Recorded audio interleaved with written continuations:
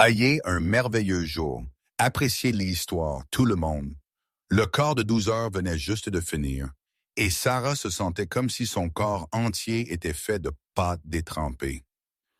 Elle a tiré ses cheveux en un chignon désordonné, se vérifiant dans le rétroviseur de la voiture.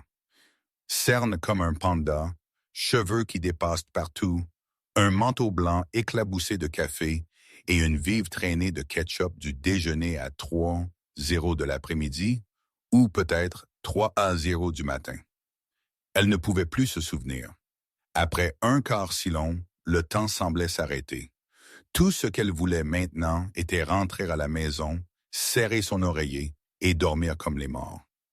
Mais son estomac grognant lui a rappelé qu'elle démolirait probablement le pot de crème glacée dans le réfrigérateur avant de s'évanouir sur le canapé. Sa vieille Honda grommelait tandis qu'elle rampait sur le pont vide. La ville dormait à cette heure tardive. Sarah a allumé la radio, espérant du jazz doux. Mais à la place, la voix du DJ a retenti avec une publicité de pizza. Achetez-en un, obtenez-en une livraison gratuite jusqu'à 2 a.m. Mais bien fantastique. Maintenant, je suis à la fois épuisé et affamé, a-t-elle marmonné, tambourinant ses doigts sur le volant. Puis elle l'a vu. Une berline noire élégante était assise de travers au milieu du pont. Feu de détresse clignotant comme un signal de détresse dans la nuit. Sarah a froncé les sourcils. Voiture de luxe. Moteur mort au milieu du pont à cette heure maudite. Elle a claqué sa langue. S'il vous plaît, ne laissez pas que ce soient des zombies. Je n'ai plus assez de caféine pour les combattre. Même pendant qu'elle grommelait, la mémoire musculaire et l'instinct ont pris le dessus. Sarah a ralenti et s'est rangée sur le côté. La berline brillait comme si elle venait de sortir d'une publicité. Elle a frappé sur la fenêtre. Pas de réponse. Elle s'est penchée plus bas et son cœur s'est serré. Un homme en costume sombre était affalé sur le volant. « Oh non !» a-t-elle dit en essayant la poignée de porte. « Verrouillé. Bien sûr que oui. Voiture chic. Problème chic. » Expirant brusquement, elle s'est précipitée vers sa Honda, a ouvert le coffre et a attrapé un petit marteau d'urgence orange. Les médecins des urgences ne voyageaient jamais sans quelques jouets qui sauvent des vies. Elle a pensé « Désolé, monsieur Pantalon Fantaisie », a-t-elle murmuré. « Je n'ai pas le temps pour des coups polis. » Elle a visé le coin de la vitre arrière et a balancé. Crash! Le verre s'est brisé en un jet d'éclat scintillant, pleuvant sur le trottoir comme des feux d'artifice de minuit. Sarah a glissé sa main à travers et a fait sauter la serrure de l'intérieur. La porte a cédé. Elle est montée à mi-chemin sur le siège, vérifiant son pouls encore battant, mais faible. Sa peau était pâle, son front humide de sueur, épuisement, probablement tension artérielle en chute libre. « N'osez pas mourir sur mes chaussures », a-t-elle marmonné, le traînant contre le siège. « Je viens de les laver. » Elle a attrapé un chiffon, l'a trempé d'eau froide, l'a pressé sur son front, puis a fouillé dans sa trousse de premiers soins personnels. Ouvrant un tube de gel de glucose, elle l'a glissé contre ses lèvres. « Allez, goûtez un peu de sucre. Je promets que ce n'est pas aussi mauvais que le café d'hôpital. » Un léger gémissement s'est échappé. Sarah s'est penchée plus près. « Bien, m'entendez-vous? Vous venez de vous évanouir d'épuisement. J'ai déjà appelé les services d'urgence. Si vous prévoyez de vous effondrer à nouveau, attendez qu'ils arrivent. » D'accord. Ses paupières ont tremblé, de longs cils ont tremblé. Son regard était flou, sans foyer, mais sa voix l'a atteint dans le brouillard. C'était un fil le tirant en arrière de l'obscurité. Sarah a allumé une petite lampe de poche, la faisant briller dans ses yeux. « Oui, c'est mieux. Vous revenez à vous. Continuez à respirer régulièrement. Si vous vous évanouissez à nouveau, ne me blâmez pas quand je vous traînerai aux urgences et laisserai une infirmière débutante pratiquer des bâves sur vous. » Le coin de ses lèvres a tressailli, que ce soit par réflexe ou le fantôme d'un sourire. Elle ne pouvait pas dire, les sirènes m'ont hurlé au loin puis se sont rapprochées, clignotant rouge et bleu à travers le pont. Sarah les a hélés rapidement, relayant ce qu'elle savait. Les ambulanciers l'ont transféré sur une civière, faisant leur propre vérification. Alors qu'ils se préparaient à le charger, Sarah a reculé, s'essuyant les mains, imaginant déjà son lit et cette crème glacée qui l'attendait à la maison. Son travail ici était fait. Elle s'est retournée pour partir. J'ai pas partir, mais quelque chose l'a fait regarder en arrière. Ses yeux plus clairs maintenant étaient fixés sur elle, pas paniqués, mais s'accrochant comme quelqu'un qui avait trouvé une ancre fragile dans la tempête. Sarah a haussé les épaules. Très bien, étranger. J'ai fait de ma part. Le reste dépend d'eux. Elle s'est glissée dans sa Honda et démarré le moteur et est partie. Elle n'avait aucune idée que l'homme qu'elle venait de sauver n'était pas un homme d'affaires au hasard. Il était James Carter, le milliardaire le plus notoire de la ville, celui que la presse appelait le loup froid de Wall Street. La nuit était encore silencieuse, mais ce pont venait juste de témoigner du début d'une histoire que personne n'aurait pu prédire. Le bip régulier du moniteur a ramené James à la conscience. Ses paupières étaient lourdes, sa gorge a séché. La lumière blanche dure de la chambre d'hôpital l'a fait plisser les yeux. L'odeur familière d'antiseptique persistait partout. Un mal de tête aigu battait. Il a grimacé, s'enfonçant dans l'oreiller. Qu'est-ce que l'enfer s'est passé? Puis il s'est souvenu du pont. Le rythme cardiaque rapide, le corps qui cède et une voix de femme, chaude avec un soupçon de sarcasme. N'osez pas mourir sur mes chaussures. Je viens de les laver. James, qui n'avait jamais laissé personne lui parler de cette façon, a senti le coin de sa bouche tressaillir. La porte s'est ouverte. Une infirmière est entrée, a vérifié les machines et a ajusté la poche de perfusion. Monsieur Carter, le docteur sera là sous peu. Vous vous êtes évanoui d'épuisement et de manque de sommeil. Heureusement, quelqu'un vous a trouvé à temps. Où est cette personne? James a demandé d'une voix rauque. L'infirmière a souri faiblement. Elle est toujours à l'hôpital. Un médecin des urgences. Vous pouvez la remercier en personne. James a hoché la tête, s'appuyant en arrière sur l'oreiller, les yeux fixés sur la porte. Juste quelques heures plus tard, l'hôpital bourdonnait d'activité. La presse avait déjà eu vent. PDG froid s'effondre sur le pont à minuit. Des photos de la berline de luxe échouée au milieu de la route se répandaient en ligne. Son assistant, un jeune homme aux cheveux gominés en arrière et un téléphone collé à sa main, est arrivé rapidement. Tendu, Monsieur Carter, les médias gonflent ça. Ne vous inquiétez pas, je vais rédiger une déclaration. Nous dirons que vous étiez juste déshydraté. James a levé un sourcil, mais n'a rien dit. Il ne se souciait pas de ce qu'étaient les titres. La seule chose dont il se souciait était de retrouver cette voix. Cet après-midi-là, le destin est arrivé plus tôt qu'il ne s'y attendait. Sarah est entrée dans la chambre d'hôpital, un dossier à la main, les cheveux encore légèrement désordonnés, le manteau blanc fraîchement enfilé après son corps. Elle était sur le point de passer, mais ses yeux se sont posés sur le patient spécial. Il était assis maintenant, les yeux alertes, l'air bien mieux. Sarah s'est arrêtée, haussant un sourcil. « Eh bien, alors vous êtes le gars qui déteste dormir, hein? » James a cligné des yeux, puis a ri d'un rire court et authentique qui l'a même surpris. Combien de temps s'était-il écoulé depuis qu'il avait ri comme ça? Sarah a rougi légèrement. Elle n'avait pas voulu être drôle. Les mots ont juste glissé dehors. Pur réflexe après trop de cœurs de nuit.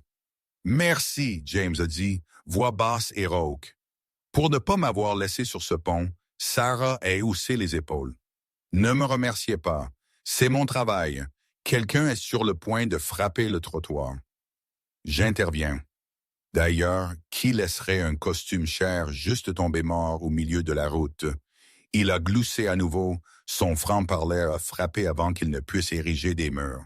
« Honnêtement, vous êtes la première personne à jamais me parler comme ça, » a-t-il admis. « Pas de peur, pas d'hésitation. Qu'y a-t-il à craindre? » Sarah a demandé sincèrement. James a maintenu son regard un moment de plus. Il ne l'a pas dit à voix haute, mais dans son esprit, la réponse a fait écho. Parce que je suis James Carter, le nom que la moitié de cette ville craint. Leur échange a été interrompu quand son assistant a fait irruption. Monsieur Carter, la conférence de presse. James a levé une main, le faisant taire. Il s'est tourné vers Sarah. Je veux connaître votre nom, Sarah. Dr. Thompson, a-t-elle répondu simplement.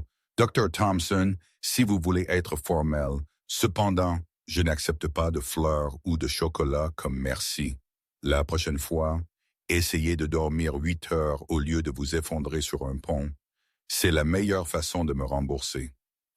Il est resté assis, la regardant s'éloigner, sa voix persistant dans son esprit. Pas de fleurs, pas de chocolat, juste vivre comme un être humain normal.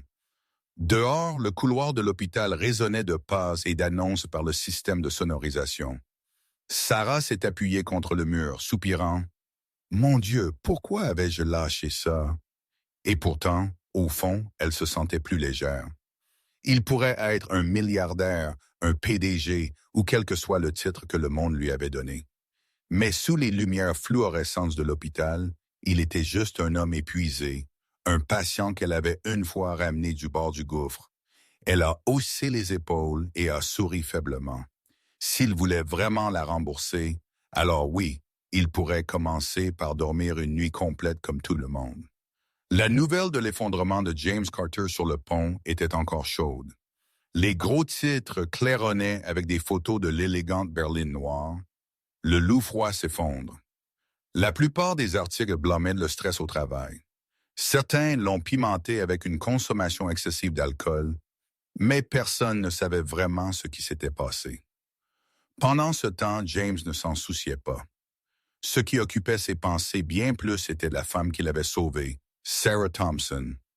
Juste après avoir été déchargé, il a fait envoyer une invitation formelle par son assistant. Monsieur Carter invite cordialement Dr. Thompson à dîner à Whitmore Rooftop à 20h ce soir en gratitude pour avoir sauvé sa vie. Sarah l'a lu et a éclaté de rire si fort que l'infirmière de garde à côté d'elle l'a regardée comme si elle avait perdu la tête.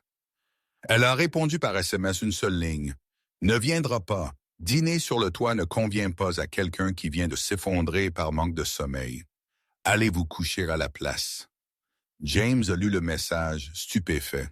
Personne n'avait jamais osé lui dire non, encore moins lui dire d'aller dormir. Au lieu de la colère, la curiosité s'est éveillée.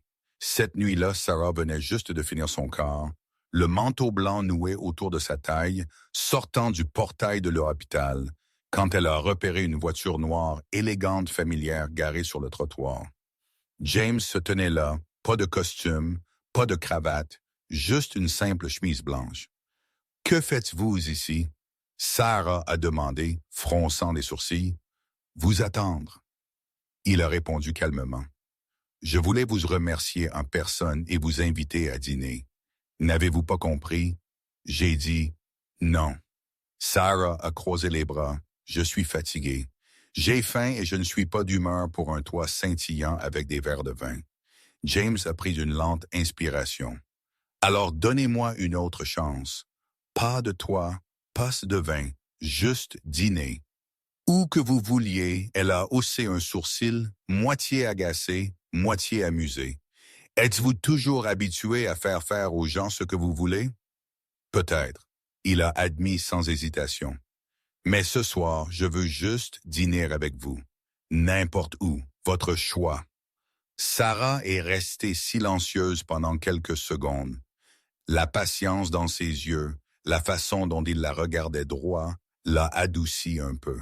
« Bien, » a-t-elle soupiré. « Peut-être que le patient privé de sommeil mérite une dose de vie ordinaire. »« Très bien, suivez-moi, juste une courte marche. » Sarah l'a mené à une rangée de camions de nourriture vivement éclairés devant l'hôpital. L'air sentait les oignons frits, la viande grillée et la moutarde. Des médecins, des patients externes et même quelques flics faisaient la queue. James a hésité. « Ici exactement. » « C'est le bon endroit. » Sarah a croisé les bras, souriant. Pas de nappe blanche, pas de groupe de jazz, juste des hot dogs et des frites. Pensez-vous pouvoir survivre? James a gloussé. Pour une fois, pas en contrôle de la situation. Découvrons-le. Ils se sont assis sur une chaise en plastique bancal à une table en métal rayé. James a enlevé sa veste et a déboutonné son col. Il se sentait presque comme s'il était déguisé en homme normal. Sarah lui a tendu un hot dog. « Voici mon dîner à 1 million de dollars. » Il a pris une bouchée. Instantanément, une vive traînée de moutarde a jailli, éclaboussant sa manche blanche impeccable. Sarah a éclaté, riant si fort qu'elle a failli s'étouffer. « Désolé, a-t-elle dit entre des rires, lui tendant des serviettes. Vous venez de ruiner votre chemise. Mais, vous avez officiellement rejoint. Le club des vrais gens mange un salement. » James a jeté un coup d'œil à la tâche, puis à son visage riant. Au lieu d'irritation, il a ri aussi. Un vrai rire plein résonnant à travers la nuit. Ils ont mangé sous des lumières néons et le bruit du trafic. Sarah a raconté des histoires de ses corps. Le vieil homme qui a composé le 911 parce que son chat était coincé dans un arbre, ou l'enfant qui a avalé un Lego et a ri quand les docteurs l'ont récupéré. James a écouté et pour la première fois, a senti sa poitrine s'alléger.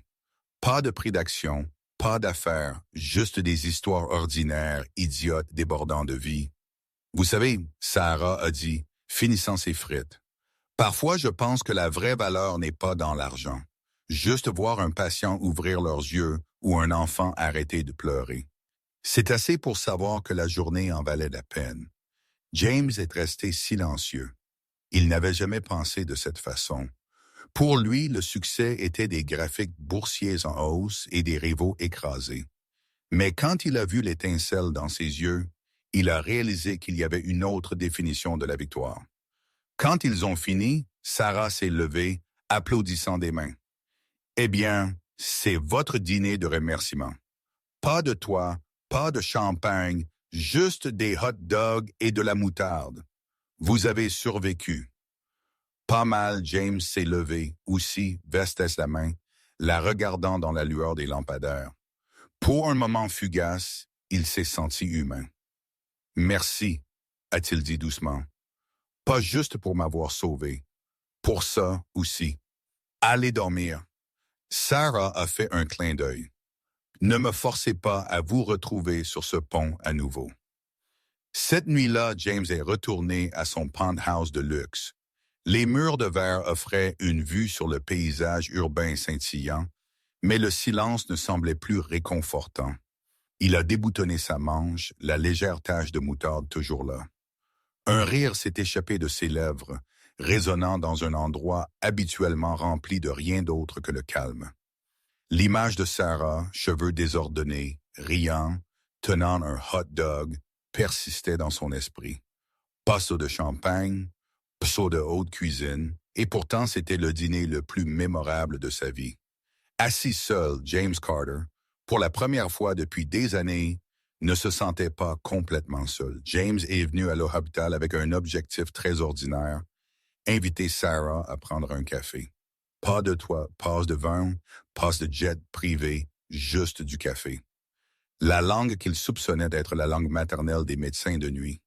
Il portait 2 tasses d'un café du coin, du genre avec des couvercles en papier, des évents de vapeur, et une odeur assez forte pour réveiller les morts.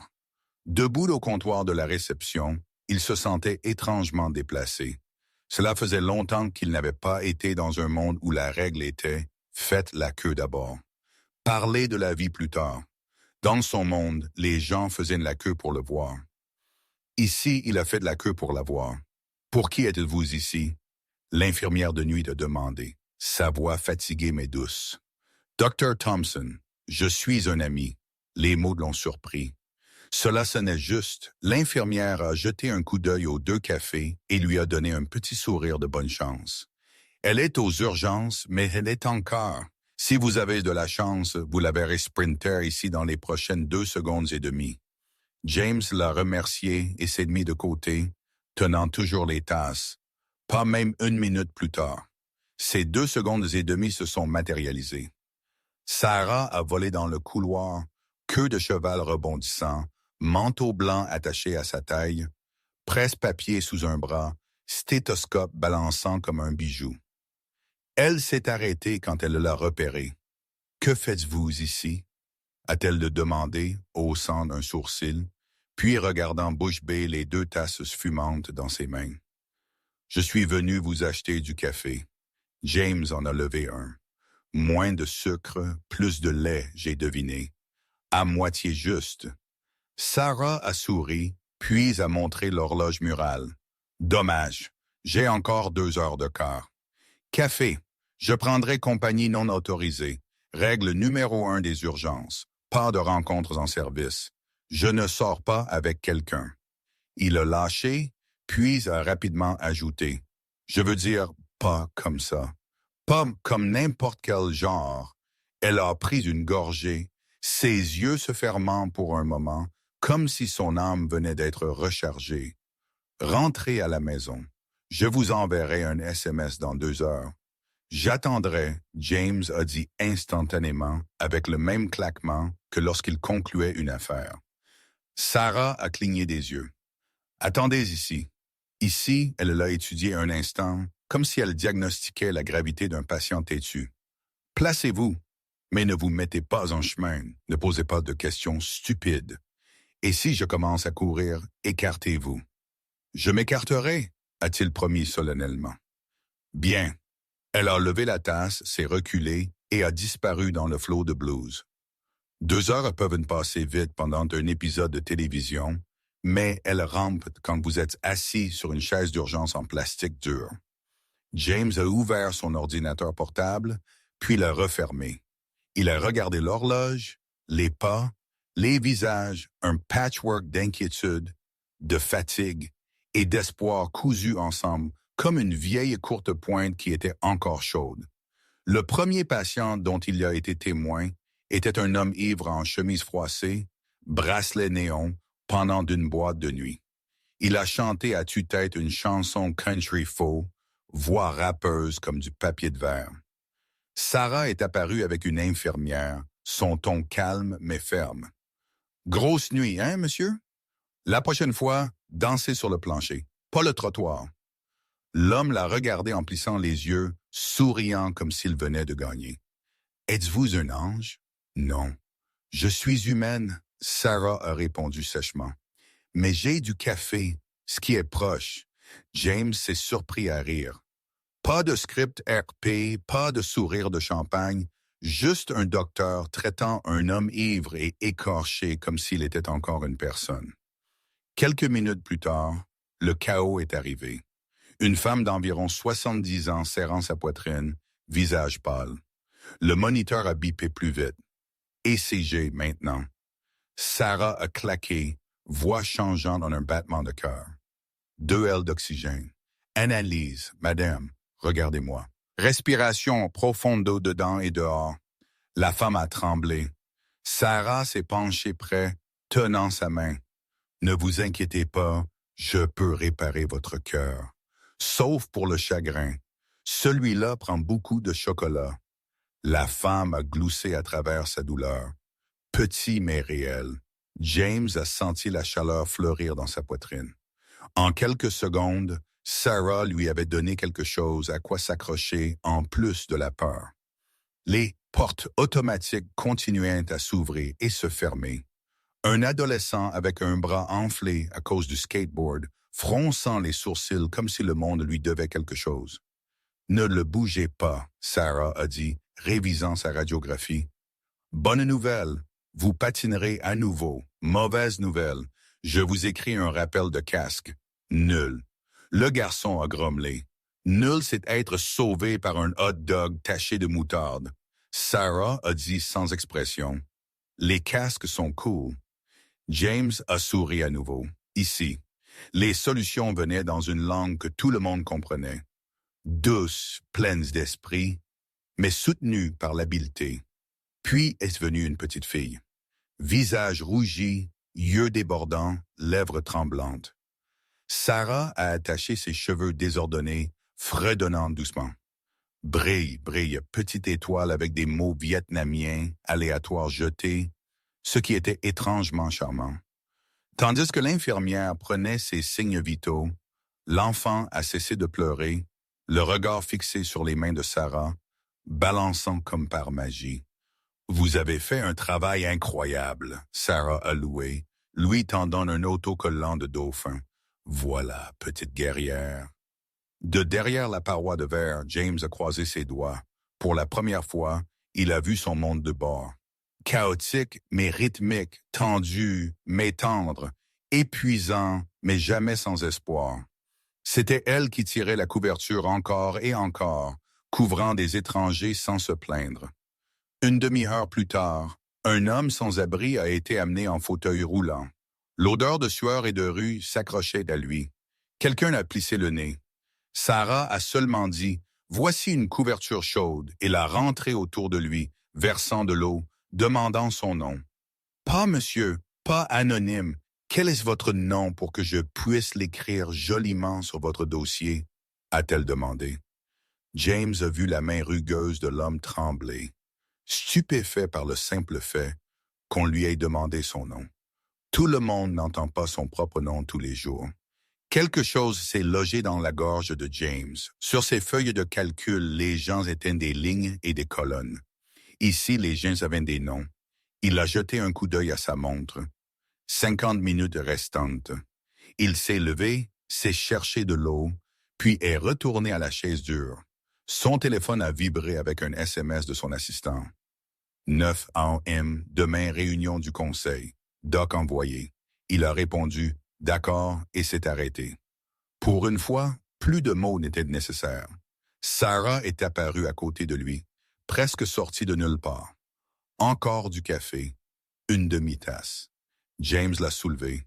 « Vous vide, mais je vivrai. » Elle s'est enfoncée dans la chaise, son corps fondant dedans. « Vous êtes vraiment resté. Je vous ai dit que j'attendrais, » a-t-il dit simplement. Elle s'est tournée vers lui, les yeux stables, attendant le café ou attendant de voir si je trébuchais sur quelqu'un. « Pour vous? » Sa voix n'a pas bronché. Un battement de silence. Sarah a éclairci sa gorge comme si elle avait mal avalé un bonbon. « Oh, bien, merci. » Elle a ressurgi. « J'ai 40 minutes restantes. Si vous vous ennuyez, partez. » « Je ne vous noterai pas. Je resterai, » a-t-il répondu, se surprenant lui-même par la fermeté de son ton. 2 cas de plus sont passés.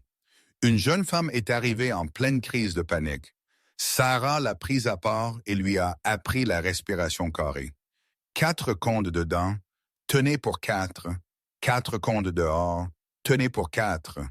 Comme monter de niveau dans un jeu vidéo, a-t-elle dit. Chaque tour, votre cœur se calme. La femme l'a regardé comme si elle voyait la terre après avoir dérivé en mer. Un vieil homme avec des maux de tête chroniques qui se sont avérés être 7 tasses de café noir par jour. Sarah a gribouillé sur du papier. Protocole de détox café d'urgence, jour 1, 6 tasses. L'homme a béquillé, puis a éclaté de rire. Très bien, Doc. James l'a vu transformer des ordonnances en blagues et en quelque sorte en confiance. Enfin, le système de sonorisation est sonné doucement. Fin de quart. Sarah a enlevé s'est lavé les mains plus longtemps que d'habitude, comme si elle rinçait la nuit. Mais gardant le rire, elle est entrée dans la zone d'attente, trouvant James debout, posture rigide, les chaises en plastique n'épargnaient personne. « Vous êtes toujours ici », a-t-elle dit, moitié surprise, moitié contente. « Je vous ai promis du café. » Il a levé une tasse en papier fraîche achetée au café de l'hôpital. Cette fois, bonne commande, moins de sucre, plus de lait, cannelle dessus. J'ai demandé à l'infirmière. Sarah a ri, le prenant. Pas mal, homme d'affaires. Vous apprenez vite. Marchez un peu. James a fait un geste vers les portes coulissantes.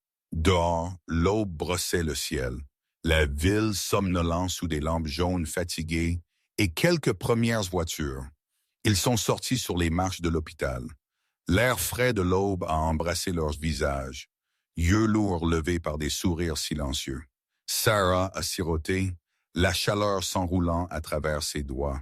« Votre nuit était, James a cherché. Folle, elle a hoché la tête, mais je l'adore.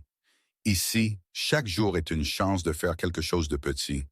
Poser une couverture, demander un nom, faire une blague. Assez de petites choses s'additionnent. Et parfois, elle sauve celui qui regarde, a-t-il ajouté, son regard stable sur elle. Sarah a jeté un coup d'œil de côté, voix douce comme un souffle. Vous êtes toujours le patient averse au sommeil. Rappelez-vous, rappelez-vous. James a souri. Mais ce soir, j'ai appris à attendre. C'est la compétence la plus difficile, a-t-elle réfléchi. Peut-être. Ses yeux sont tombés sur ses baskets. Un peu de sang séché sur l'orteil. Avez-vous déjà peur? Bien sûr, a-t-elle répondu instantanément. Mais la peur ne vous empêche pas de faire la bonne chose.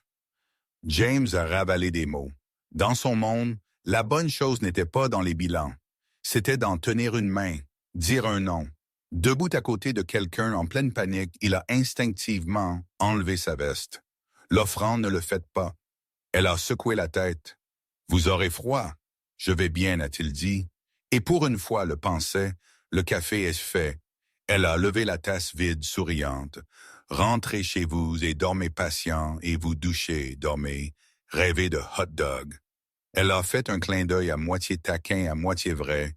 Ils ont traîné 1 minute de plus silencieux tandis que la ville respirait lentement et profondément. Quelque part, une sirène a hurlé une fois, puis s'est coupée. Le ciel pâlissait. « Merci de m'avoir laissé me tenir au bord », James a dit doucement, réalisant pour la première fois qu'il se sentait complet sans être au centre. « De rien », Sarah a répondu. « Mais la prochaine fois que vous m'invitez pour un café, ne le faites pas encore. Je n'aime pas vous faire attendre pour toujours. »« Je peux attendre », a-t-il dit, la sincérité le surprenant même lui. Sarah a ri, puis est descendue des marches. « À bientôt, James. À bientôt, Dr. Thompson. » Il l'a regardé traverser le parking, se glisser dans sa vieille Honda et disparaître dans la route vide. Seulement alors James s'est retourné à l'intérieur, les mains dans ses poches, sifflant une mélodie qu'il ne pouvait nommer. 2 heures d'attente lui avaient donné plus qu'un rendez-vous. Cela lui avait donné un aperçu d'un monde dont il ne savait pas qu'il avait besoin. Et cette nuit-là, pour la première fois depuis des années, quand James a touché le lit, il s'est endormi comme un homme ordinaire. Pas d'email, pas de graphique, pas de cauchemar, juste l'odeur persistante du café et une pensée simple. Demain, il voulait revoir ce sourire. Les dimanches étaient quand la ville respirait plus lentement. La lumière du soleil se répandait doucement sur les trottoirs. Les érables s'éventaient comme des parasols géants, et les chiens tiraient leurs propriétaires comme s'ils avaient été enfermés toute la semaine par des emplois du temps chargés. James a quitté la salle de sport en t-shirt gris, écouteurs autour du cou, portant un sac de baguettes chaudes de la boulangerie française en bas. Il faisait défiler mentalement sa liste de tâches. Un modeste 11 articles quand il a repéré une figure familière au coin. Sarah, queue de cheval haute, poule couleur crème, jean bleu, ses bras pleins d'un énorme bouquet de tournesol. Elle s'est arrêtée devant un magasin d'antiquités, regardant une horloge murale comme si elle pouvait lui murmurer sa propre histoire d'amour. James a ralenti. Il n'était pas sûr s'il souriait parce qu'il la voyait ou parce que le dimanche avait soudainement été donné du contenu. « Dr. Thompson » a-t-il appelé, sa voix baissant inconsciemment, comme s'il ne voulait pas briser le calme du matin. Elle s'est retournée, ses yeux s'illuminant comme si quelqu'un avait allumé une lampe supplémentaire. « James » elle a jeté un coup d'œil au sac de la boulangerie. « Calories de petit déjeuner? Combien? » Assez pour une personne normale pour être pleine et un PDG pour se sentir en sécurité. Il a levé le sac. « Et vous comptez ouvrir un magasin de fleurs? Si les corps étaient payés en fleurs, je serais riche maintenant. » Sarah a ri puis a soudainement claqué des doigts. « Oh, vous m'avez attendu 2 heures pour un café l'autre soir. Laissez-moi payer cette dette aujourd'hui si vous êtes libre. » James a vérifié sa montre, puis l'a glissée dans sa poche. « Je suis libre. C'est la chose la plus gentille que j'ai entendue de toute la journée. » Elle a fait un clin d'œil. « Allez, je connais un petit café. Cappuccinos fouettés à la main. Pas de Wi-Fi. Terrifié encore. Terrifié, a-t-il dit, bien que son sourire l'ait trahi. Le café était situé dans une allée verdoyante marquée par une enseigne en bois sculpté et une cloche qui tintait quand quelqu'un entrait. L'air était épais de café torréfié à la main, d'amandes grillées et de cannelle assez chaude pour détendre les épaules de James. À l'intérieur, cela ressemblait au salon d'une tante élégante, fauteuils floraux, table en bois pliante, lumières ambrées basses. Un mur était rempli de polaroïds de clients riant fort, riant timidement, riant à mi-bouchée. Mon endroit. Sarah a dit, choisissant une table près de la fenêtre où la lumière du soleil tachetait le bois. Ici. Personne ne se soucie de qui vous êtes, juste de ce que vous voulez boire. Rafraîchissant, James a dit, prenant le siège en face d'elle. J'aurai ce que vous prenez. Risqué, elle a souri. Commandant 2 cappuccinos et une assiette de gaufres au beurre. Pendant qu'elle bavardait avec la propriétaire, James a remarqué à quel point Sarah mettait facilement les gens à l'aise avec une blague rapide, un regard attentif, pas une compétence de CV, une sorte de chaleur qui enveloppait les gens. Ici, elle lui a glissé une tasse peinte à la main, un cœur de mousse, un peu de travers. Les cœurs imparfaits sont les vrais. Devise professionnelle, a-t-il demandé, sirotant, fort mais doux, parfumé à la cannelle, chaud comme une couverture, devise de vie, elle a posé son menton sur sa main. Alors, comment avez-vous grandi? Laissez-moi deviner. Thèse de l'après-midi, leçon d'équitation, été à la maison de plage, et un majordome nommé Alfred. Non, Alfred, James a gloussé. Mais le reste, pas loin, ses sourcils se sont arqués, l'étincelle joueuse s'éteignant quand elle a vu son expression changer. James parlait rarement de son passé, pas à cause de scandales, mais parce que c'était froid, assez froid pour avaler les mots. Ma maison était grande, a-t-il commencé lentement, comme s'il se frayait un chemin à travers le brouillard. La table de salle à manger était si longue, vous aviez besoin d'une cloche pour demander du sel. J'avais ma propre chambre tôt. Mon emploi du temps était fixé par quelqu'un. Je pense que c'était ma mère qui les avait embauchés. Ce qui importait n'était pas les sentiments, mais la routine. Tout était en case horaire. 7 petits déjeuners, 8 voitures, 9 classes, 4 pratiques de piano, 6 dîners, 7 langues, 900 livres d'affaires. Répété. Sarah est restée silencieuse, laissant ses mots s'enfoncer. Un hiver, James a dit, les yeux dérivant vers la fenêtre ensoleillée. J'ai pensé que j'irais faire du patin à glace avec mon père. Il a dit qu'il avait une réunion du conseil. M'a tendu un dossier de termes financiers pour me familiariser avec. J'avais 10 ans. Ma mère était occupée avec un gala. La maison brillait, mais elle était silencieuse. J'ai posé le dossier, suis sorti à l'arrière et ai patiné seul sur la glace fine de l'étang et suis tombé, à peine blessé, mais je me souviens du froid s'enfonçant dans mes os. Ce froid est resté avec moi. Sarah n'a pas dit « Je suis désolé ». Elle a simplement tiré l'assiette de gaufres plus près et cassé un morceau et l'a mis dans sa main. Un calme. C'est plus chaud. Plus tard, James a expiré. Je suis devenu très bon à ranger les sentiments. Les gens l'appelaient calme, rationnel. Dans les salles de conseil, c'est une force. À la maison, cela m'a transformé en mobilier assorti. Mobilier assorti? Sarah est répétée avec un doux rire. Dommage, je préfère les gens. J'essaye de les préférer aussi. Il l'a regardé, moitié taquin, moitié sérieux. Ils se sont assis en silence un moment, cuillère tintant faiblement contre des tasses. Un chien a combattu une feuille tombée comme si c'était un ennemi juré. À l'intérieur du café jouait une vieille baleine d'automne. Et vous, James a demandé, comment était votre famille bruyante? Sarah a éclaté de rire au mot bruyante. Bruyante dans tous les sens, 4 sœurs. Le dîner était un match de football. Celui qui attrapait la purée de pommes de terre en premier gagnait. Ma maman chantait en cuisinant mais inventait toujours des paroles. Mon papa racontait la même histoire 10 fois, chaque fois ajoutant de nouveaux détails dramatiques. Thanksgiving pouvait signifier une dinde brûlée et Noël pouvait signifier des lumières emmêlées comme mes cheveux, mais toujours amusant, chaleureux, bruyant. J'ai appris à m'excuser de rire trop fort, puis j'ai ri à nouveau. James l'a imaginé, vaisselle qui s'entrechoque, fleurs volantes, musique décalée, un chat se pavanant sur la table comme la royauté. Il a ressenti une pointe d'envie, un genre innocent qu'il ne s'était jamais permis de ressentir auparavant. « Avez-vous peur ?» a-t-il demandé. « Aux urgences quand c'est le chaos. »« Bien sûr » a-t-elle dit sans hésitation.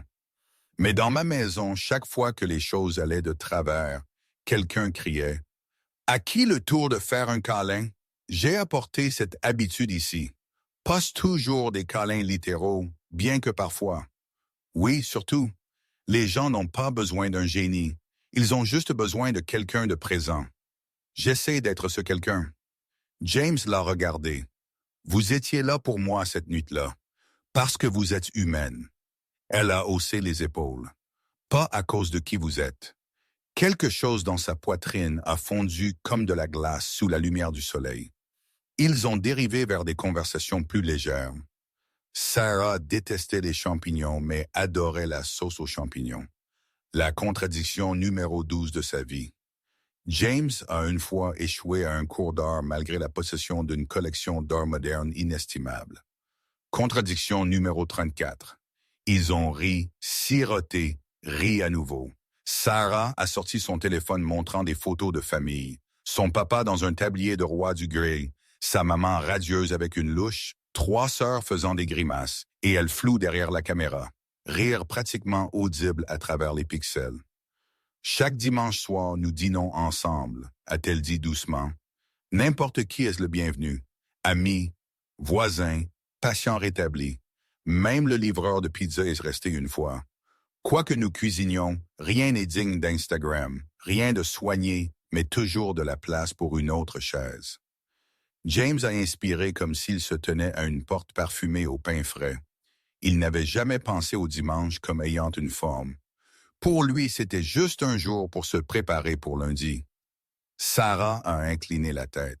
« Peut-être que ce dont vous avez besoin n'est pas plus de contrats, a-t-elle dit doucement, mais plus de dîners chaleureux. » Les mots ont atterri comme une cuillère sur du bois. Calme mais résonnant loin. James n'a pas plaisanté en retour. Il a simplement hoché la tête. Comme quelqu'un qui vient d'entendre exactement ce dont il avait besoin sans savoir qu'il en avait besoin. « Pas ce soir », a-t-elle ajouté rapidement, comme si elle avait peur de pousser. « Quand vous voulez. Pas de cérémonie, juste un repas. Bruyant, désordonné, heureux. Vous pouvez apporter du pain. Je garantis que ça disparaîtra avant que vous ne vous asseyez. »« Et de la moutarde ?» a-t-il demandé, et ils ont tous les deux ri, se souvenant du camion de nourriture. « Et de la moutarde ?» a-t-elle confirmé solennellement. Une brise a remué les rideaux, le café et la cannelle s'enroulant dans l'air comme une invitation. Au comptoir, le barista jouait Billie Holiday. Dehors, le chien triomphant paradait sa feuille conquise. James a vérifié sa montre, pas pour des réunions cette fois, mais pour étirer les minutes avant de partir. « Puis-je marcher avec vous un peu? »« Vous pouvez. » Sarah a enfilé une veste légère. « Mais si vous marchez un demi-pas plus vite, je vous diagnostiquerai un trouble de la démarche lié à un problème de contrôle. Je m'adapterai, a-t-il dit sérieusement, la faisant rire. Ils se sont promenés dans l'allée, lumière du soleil sautant sur les marches.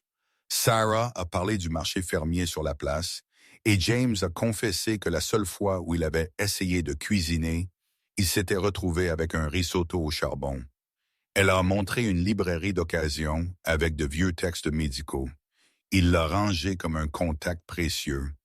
Au coin, elle s'est arrêtée. « Merci d'avoir écouté. Tout le monde n'a pas la patience pour des histoires décousues. »« Pas décousues. » James a secoué la tête. « Je pense que c'est la partie importante qui m'a manqué. »« Alors reprenez-le, a-t-elle dit. » Aussi simple que de prescrire des médicaments. Commencez ce soir avec quelqu'un. Pas d'antiquité, pas de mise en scène, juste une table. 3 plats simples. Voix. Êtes-vous libre ce soir? A-t-il demandé, puis a rapidement ajouté. Passe de toi. Sarah a souri, secouant la tête. Je suis en carte ce soir, mais dimanche prochain. Dimanche? A-t-il répété, goûtant le mot comme quelque chose de nouveau. Très bien. Ils ont entrechoqué des tasses vides comme s'ils se serraient la main, puis se sont séparés. James est resté, la regardant rétrécir dans la foule, la chaleur remplaçant le froid dans sa poitrine. Tandis qu'il partait, il se demandait s'il pourrait rédiger un nouveau type de contrat, pas entre entreprises, mais entre 2 personnes. Un dîner chaleureux par semaine, terme, rire au moins 3 fois, raconter une histoire idiote et faire la vaisselle ensemble. Cela, a-t-il pensé, pourrait être le premier contrat de sa vie qu'il voulait signer sans avocat. Et cette fois, il savait qu'il avait choisi juste. Dimanche soir, l'air était vif. La ville s'est illuminée comme une scène. Sarah se tenait devant le miroir, lorgnant la robe empruntée à sa sœur. Ce n'était pas glamour, juste une simple robe noire avec un décolleté en V soigné, l'ourlet effleurant ses chevilles. Elle a pris une profonde inspiration. Ce n'était pas son monde, mais James l'avait invitée d'un ton qui n'admettait aucun refus, juste un gala de charité. Pas de pression. Il est arrivé dans une limousine étincelante, son smoking taillé pour ses larges épaules, ses cheveux peignés nets comme tout droit, sortis d'une couverture de magazine. Sarah a taquiné avec un sourire. Vous ressemblez à James Bond se dirigeant vers les Oscars. James a seulement répondu doucement, la fierté scintillant dans ses yeux. Et vous êtes la raison pour laquelle je vais. Le hall de l'hôtel brillait de lustres en cristal, les sols en marbre scintillaient sous les pieds, et un quatuor à cordes tissait des mélodies classiques dans l'air. Sarah a tenu sa main, se sentant comme une étudiante qui s'était égarée dans un sommet international par erreur. Les robes à paillettes scintillaient, les sourires étaient affûtés comme des rasoirs, et chaque salutation était teintée de calcul. James s'est transformé au moment où ils ont franchi le seuil. Elle l'a vu immédiatement. Le masque familier, froid, composé, les yeux vifs comme des lames. Il a serré des mains, a hoché la tête, a échangé des mots dans une langue de finance et de politique qui lui semblait une langue étrangère. Un associé aux cheveux argentés a souri. James, j'ai entendu dire que vous avez eu des soins spéciaux aux urgences la semaine dernière. La réponse de James était glaciale. Le travail passe toujours avant les questions triviales. Sarah a gelé cette nuit-là sur le pont quand elle l'a sauvée. Était-ce juste une affaire triviale aussi? Elle l'a suivi de groupe en groupe, coupe de champagne à la main, souriant poliment.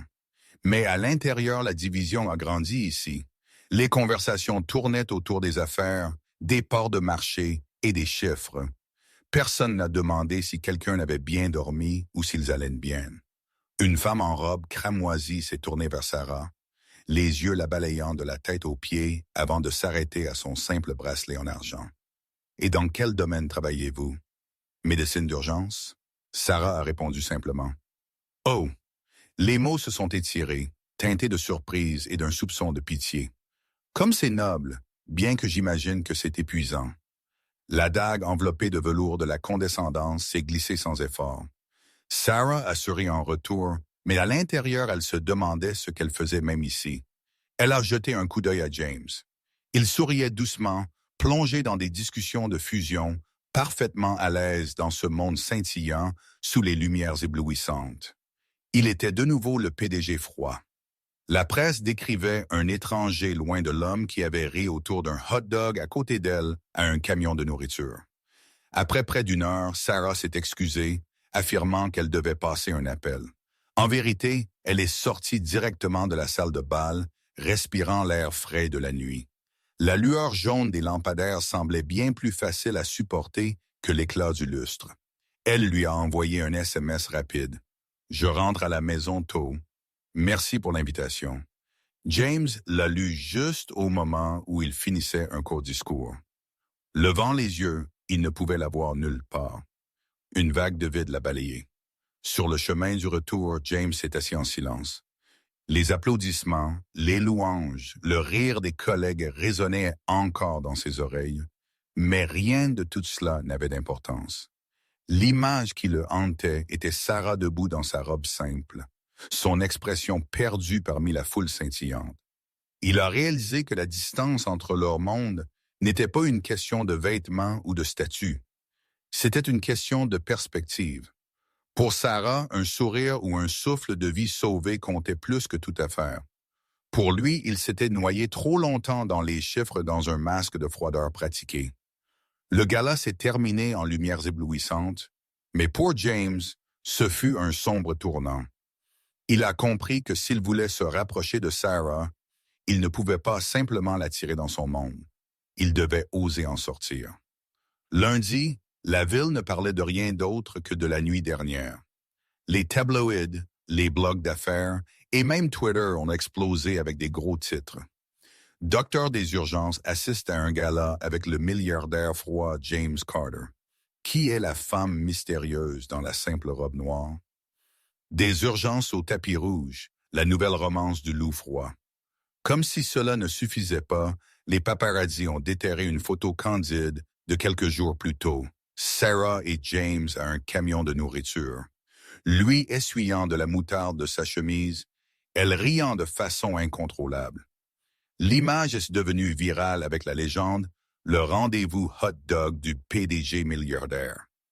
Ce matin-là, Sarah est entrée aux urgences et n'avait même pas enlevé son manteau quand elle a entendu des rires d'un groupe d'infirmières. « Oh mon Dieu, notre star est arrivée! Dr. Thompson, quand vous inscrivez-vous à une émission de rencontre? Je vous vote pour la Bachelorette. » Une a même levé un tabloïd avec Sarah en couverture, debout à côté de James. Sarah a arraché le papier, fronçant les sourcils. « C'est ridicule. Je sauve des vies. Je n'auditionne pas pour le Bachelor. » Ses collègues ont éclaté de rire, mais le visage de Sarah a rougi d'un mélange de colère et d'embarras. Sur Twitter, le hashtag Docteur et le PDG a fait tendance. Certains messages étaient admiratifs. Enfin, James a trouvé son cœur. D'autres étaient venimeux. Évidemment, c'est une croqueuse de diamants qui quitte les urgences pour s'asseoir à côté d'un milliardaire. Sarah a fait défiler le sang montant à son visage. Elle voulait jeter son téléphone à travers la pièce. À midi, quand James a appelé pour prendre des nouvelles, Sarah l'a coupé. « Vous savez quoi? Je ne suis pas né pour être le personnage principal d'un cirque. Je vais à un gala avec vous et maintenant je suis un docteur croqueuse de diamants. Mes collègues me taquinent. Mes patients regardent fixement. Ce n'est pas ma vie. » James est resté silencieux pendant quelques secondes, sa voix basse et mesurée. « Sarah, je n'ai jamais voulu vous mettre sous les projecteurs. Mais une fois que vous entrez dans mon monde, l'opinion publique est toujours brutale. Alors je ne veux pas y entrer. » Elle a répliqué. « Je n'ai pas besoin des projecteurs. Je veux juste faire mon travail et boire du café après un quart sans être photographié. » Il y a eu une longue pause.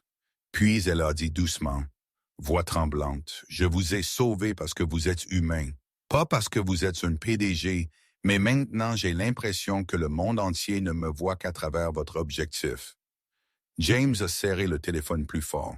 Pour la première fois, il a senti le froid non pas d'une salle de conseil, mais de la distance s'élargissant entre lui et elle. Les nouvelles, les hashtags, les chuchotements, tout a balayé la vie de Sarah comme une tempête, et son seul instinct était l'évitement. Dans les jours qui ont suivi, Sarah s'est enterrée dans les corps.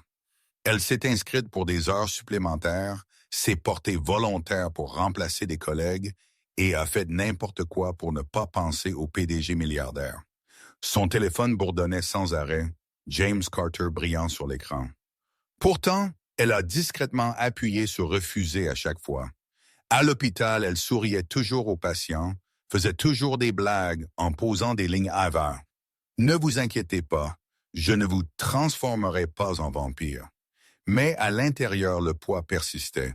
Elle ne voulait pas devenir un spectacle secondaire dans les tabloïds, et encore moins la chute d'une étiquette de croqueuse de diamants. Pendant ce temps, James est retourné à son bureau du 50e étage, emploi du temps chargé de l'aube à la nuit, ses partenaires soupirant de soulagement. Carter est de retour.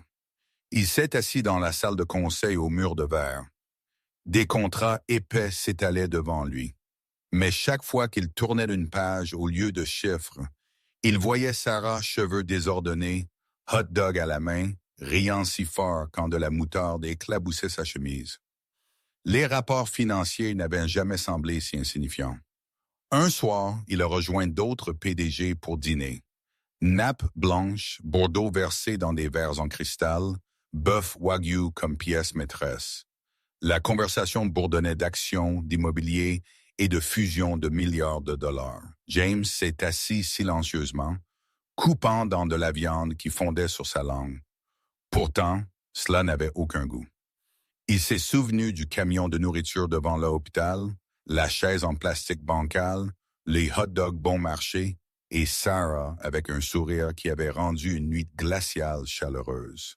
Il a poussé son assiette de côté, réalisant qu'aucun dîner à $1 million n'avait de saveur sans elle. Tard cette nuit-là, il s'est tenu à la fenêtre du penthouse, regardant la ville, lumière jaune dispersée comme des étoiles, voitures rampant comme des jouets, silhouettes le long des avenues. Autrefois, tout cela symbolisait le pouvoir. Maintenant, cela ressemblait à une peinture immobile. Belle mais froide, il a tapé sur l'écran de son téléphone. Le nom de Sarah brillait toujours dans ses contacts. Il a tapé 2 mots. « Tu me manques », puis les a supprimés. Il ne voulait pas s'immiscer, ne voulait pas la repousser plus loin. James Carter, l'homme qui pensait autrefois avoir tout, a senti la richesse autour de lui creuse pour la première fois. Et dans ce vide, il n'y avait qu'un seul visage qu'il voulait voir, une seule voix qu'il aspirait à entendre. Dimanche, le cours de premier secours communautaire s'est réuni dans la salle paroissiale. Mur blanc, tableau d'affichage placardé de dépliants, collecte de manteaux pour les sans-abri, marché du week-end. Au milieu de la pièce se trouvaient des mannequins d'entraînement soigneusement arrangés. Sarah, en t-shirt d'hôpital et queue de cheval, emballait des bandages dans une boîte quand elle a entendu des murmures à la porte. La classe s'est retournée. James se tenait là. Pas de costume, pas de cravate, juste un t-shirt gris, des jeans et une grande trousse de premier secours à la main. Quelqu'un a murmuré. « Oh mon Dieu !» Le milliardaire froid sourit. Sarah a haussé un sourcil. « Que faites-vous ici, en retard au cours ?» a-t-il dit, un peu hésitant. « Encore de la place, professeur ?»« Oui, pour ceux qui se comportent, » a-t-elle taquiné. Puis à la classe, « Pas de tournage ou de photos. Veuillez respecter la leçon. » À James, rangée arrière, « Regardez-moi, puis copiez. » Compris. Il a levé une main comme un étudiant débutant. Sarah a applaudi des mains. Très bien. Sauver des vies n'est pas aussi difficile que ça en a l'air. La clé est de rester calme. Si quelqu'un s'effondre, appelez à l'aide d'abord. Puis placez vos mains au centre de la poitrine et appuyez, régulier un peu fort au rythme d'une chanson rapide. Ne vous courbez pas. Utilisez tout votre corps. La pièce s'est remplie du thump-thump des ressorts dans les mannequins. James s'est agenouillé et placé ses mains correctement, a appuyé 1, 2, 3. Un peu trop fort. Le mannequin a craqué avec un bruit sec. Sarah s'est penchée, inclinant la tête. Pas mal. Vous pourriez sauver une vie si vous ne cassez pas toutes les côtes d'abord. Les os guérissent. James l'a marmonné. Les morts ne le font pas. Il a fait une pause, réalisant à quel point cela sonnait brutal. Exactement. La voix de Sarah s'est adoucie. Mieux vaut douloureux que silencieux. Ensuite, elle a démontré la position latérale de sécurité. James a suivi un peu maladroitement, manquant de faire rouler le mannequin juste hors du tapis. La classe a éclaté de rire. Sarah l'a attrapé à temps et lui a lancé un regard. « Hey, ne tuez pas mes mannequins, je n'en ai que 4. » Désolé. Il a levé les mains en signe de reddition, souriant avec les autres. 1 heure est passée rapidement avec des bandages, des poches de glace et des écharpes triangulaires parsemées de l'humour de Sarah pour abaisser le rythme cardiaque. Un homme d'âge moyen serrait une cheville enflée utilisant un avocat. Sarah a dit sans expression, puis a arrêté de faire du guacamole avec. Je l'envelopperai à la place. La pièce a rugi. James a ri aussi, son visage se détendant d'une manière qu'il n'avait pas faite depuis des années. Pendant le jeu de rôle, le groupe de James a mis en scène un étranger s'effondrant dans la rue. Il a appelé le 911, vérifié les réponses, commencé les compressions, la sueur battant, mais ses mains étaient plus stables maintenant. Sarah a croisé les bras, comme un professeur, hochant la tête en signe d'approbation, sans lui donner la satisfaction des louanges. Quand la cloche finale a sonné, la classe a éclaté en applaudissements. Un garçon de 12 ans a tiré la manche de James. « Monsieur, vous étiez ce plutôt cool. » Sa mère l'a tiré en arrière. « Ne demandez pas de photos. » Sarah a coupé. « Pas de photos, mais il peut porter des chaises dessus, » James a dit, soulevant une pile comme s'il le faisait tous les jours.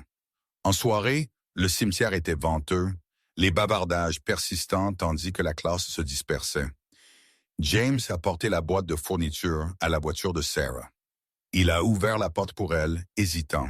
« Laissez-moi vous conduire à la maison. »« Pas besoin. » Sarah a secoué la tête, serrant la boîte. « Je vais chez mes parents ce soir. »« Dimanche ?» James a demandé, imaginant déjà la table de dîner bruyante, les lumières dorées et l'odeur de nourriture. Son pouls s'est accéléré. « Vous avez dit que n'importe qui pouvait venir. » Sarah a plissé les yeux. « Vous êtes sûr? C'est bruyant, désordonné. Pas de bon vin, pas de spectacle fantaisiste. Et qu'il y a un chien. Je peux faire la vaisselle et je veux y aller. » Elle a hésité, puis a souri. « Très bien, mais n'appelez pas ma maman, Madame la Présidente. » Et quand mon papa raconte une histoire pour la 10e fois, vous feriez mieux de rire comme si c'était une nouvelle affaire. Pas d'avocat requis, a-t-elle plaisanté, fermant le coffre. Suivez-moi. La maison de banlieue des Thompson était peinte en jaune doux, avec une balançoire de poche avant grinçant doucement et de chaudes guirlandes lumineuses enroulées autour des balustrades. Sur la pelouse, des enfants se poursuivaient, tandis qu'un Golden Retriever Muffin sortait en charge, aboyant des péages à la porte. De l'intérieur dérivait le parfum de beurre à l'ail, de viande rôtie et de cannelle, enveloppant les nouveaux arrivants dans une étreinte chaleureuse. « Je suis à la maison », Sarah a appelé. La porte s'est ouverte. Madame Thompson, tablier imprimé, semant le trouble depuis 1989. Louche à la main, cheveux lâchement attachés. Siri. Oh, et ses yeux ont jeté un coup d'œil à James, s'arrêtant seulement un demi-battement. N'êtes-vous pas homme des journaux? Vous êtes encore plus beau dans la vraie vie. Entrez avant que le ragoût ne se fâche. Monsieur Thompson a suivi. Tablier lisant roi du grill, pince agitant. Un autre mangeur. Bienvenue.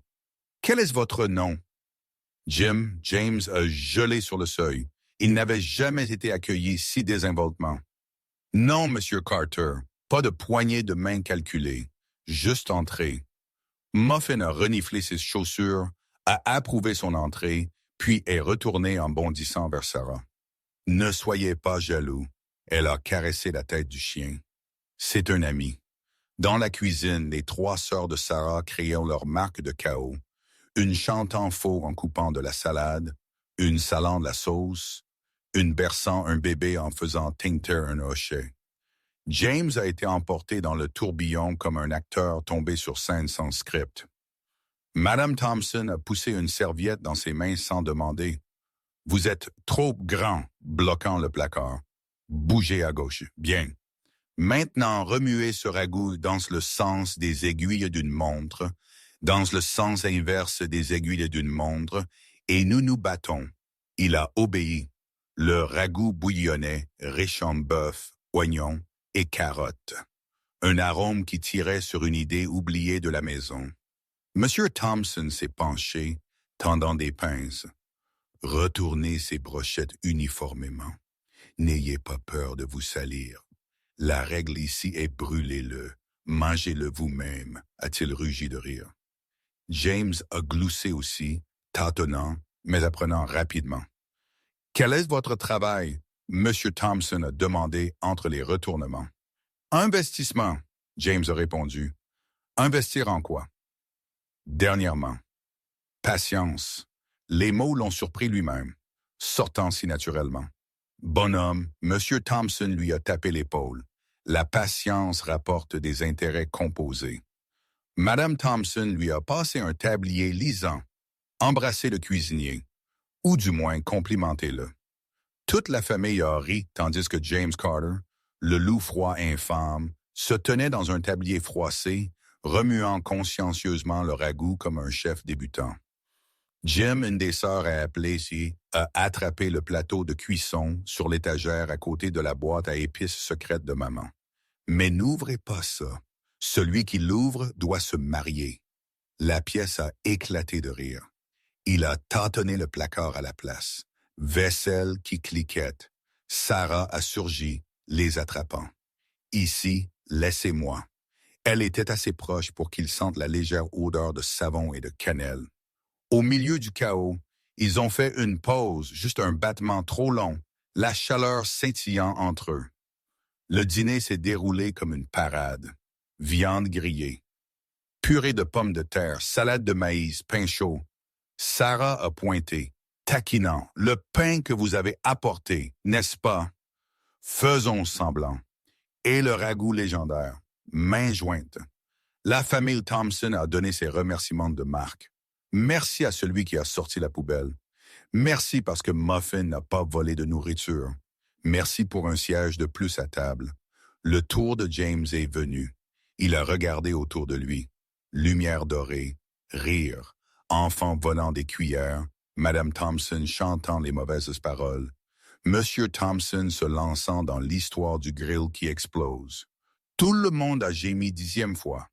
Pourtant, tous ont ri. La voix de James était rauque. Merci de m'avoir laissé m'asseoir ici. Cela fait longtemps que mes dimanches n'avaient pas de forme. La table est devenue silencieuse un instant, puis a bourdonné de chaleur. Madame Thompson a posé sa main sur la sienne ferme et gentille. Il y a toujours une place pour vous, Jim. Le repas a commencé. James a mangé plus vite que d'habitude, non par faim, mais parce que c'était délicieux. Il a ri quand Muffin a posé son menton sur ses genoux. Suppliant, il a servi de la salade à Madame Thompson et versé de l'eau à Monsieur Thompson et a réclamé la brochette brûlée selon la vraie loi de la maison.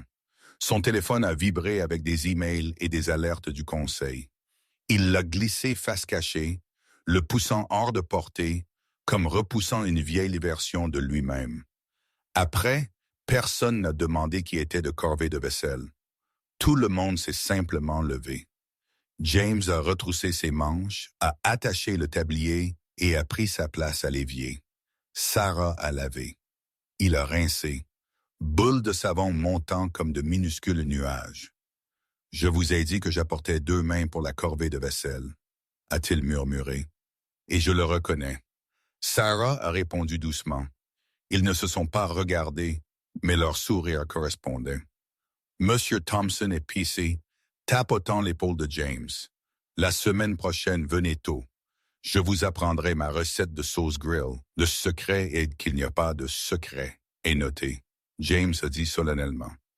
Comme prendre des minutes de réunion, Madame Thompson lui a remis un paquet de papier brun de tarte aux pommes pour la fin de nuit. Et n'oubliez pas de dormir. Très bien, Monsieur Thompson lui a glissé un petit pot de cannelle pour la chaleur. Mais ne videz pas tout. Tout le monde a ri. Sur le porche, les guirlandes lumineuses se balançaient dans la brise du soir. Sarah l'a accompagnée à la porte. « Vous avez bien survécu », a-t-elle taquiné. « N'a pas renversé le ragoût. N'a pas brûlé les brochettes. Juste à laisser tomber une louche. Statistique acceptable, a-t-il répondu. Impassible, mais les yeux souriants. Merci de m'avoir laissé venir. Pas venir, Sarah a corrigé. Entré, il a hoché la tête, la poitrine se relâchant comme s'il enlevait une veste de costume. Puis-je revenir dimanche prochain? Il y a des conditions. Elle était moqueusement sérieuse. Rire au moins 3 fois. Raconter une histoire idiote et faire la vaisselle. Accord.